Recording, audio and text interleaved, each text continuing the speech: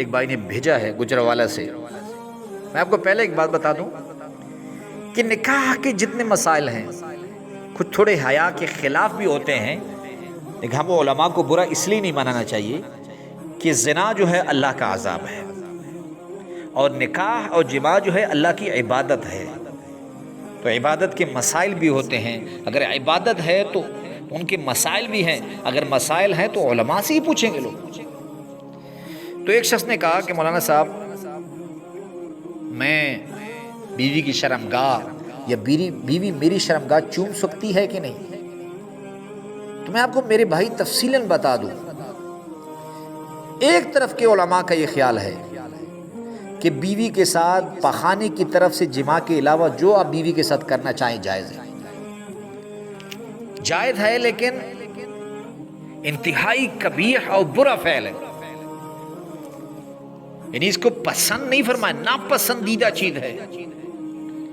اور ایک طرف کے علماء کا خیال اور میرا بھی یہی نقطہ نظر ہے کہ جیسے اللہ رب العزت نے اگر انسان کو جماع سے منع فرمایا ہے بیوی کے پخانے کی جگہ سے، تو اس لیے منع فرمایا ہے کہ اگر آپ جماع کریں گے تو جماع کا محل جو ہے وہ عورت کے بچوں کی پیدائش کی جگہ ہے.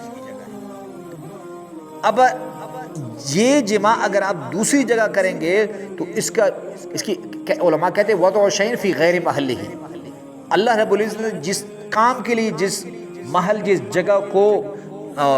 جس جگہ کی تعین فرمایا ہے اس کے علاوہ آپ ہٹ کر کریں گے تو اس میں گناہ ہوگا. تو اس طرح جو ہونٹ ہیں اللہ رب العزت نے انہیں شرمگاہ کے چوسنے کے لیے نہیں بنایا، اس کو تلاوت کرنے کے لیے، چومنے کے لیے.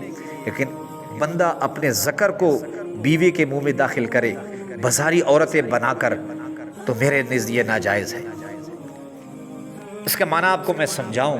اللہ رب العزت نے اسلحہ دیا ہے مسلمانوں کو، تم اسلحہ کا مطلب یہ ہے کہ آپ اس کے ساتھ جہاد کریں گے، شکار کر سکتے ہیں، لیکن اگر آپ اس اسلحہ سے مومن یا مسلمان کو ناجائز قتل کریں گے تو یہ ظلم ہے. اس طرح اللہ رب العزت نے آپ کو شرمگاہ دی ہے، شرمگاہ کو شرمگاہ میں داخل کرنے کے لیے کہ مرد اپنی شرمگاہ عورت کی شرمگاہ میں داخل کرے. لیکن اگر کوئی اپنے شرمگاہ کو بیوی کی شرمگاہ کے علاوہ بیوی کے منہ میں داخل کرتا ہے تو یہ گناہ ہے.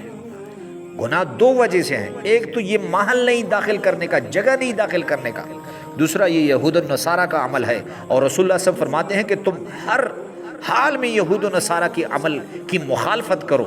یہود و نصارہ آج کل جماع کرتی ہی پہلا کام یہ کرتے ہیں کہ مرد عورت کی شرمگاہ کو چوستا ہے اور چومتا ہے، اور عورت جو ہے وہ مرد کی شرمگاہ کو چومتی ہے. تو یہود و نصارہ کی مخالفت بھی کرنی ہے. اگر آپ ان کی حمایت کریں گے، ان کی طرح کریں گے تو یہ یہود و نصارہ کی موافقت ہوگی. اس لیے یہ بدترین گناہ ہے. میں نوجوانوں کو کہتا ہوں، نوجوانوں اپنی بیویوں کو اپنی گھروں کی زینت بناؤ، اپنی دلوں کی دھڑکن بناؤ. پاکیزہ ایک رشتہ ہے، اسے بازاری عورت جو کنجریاں بازار میں ہوتی ہیں وہ مت بناؤ. اپنی بیویوں کو دلوں کا ٹکڑا بناؤ. جس جگہ تم اگر اپنی شرمگاہ بیوی کے منہ میں داخل کرو گے تو سوچو اس منہ کو تم کیسے چومو.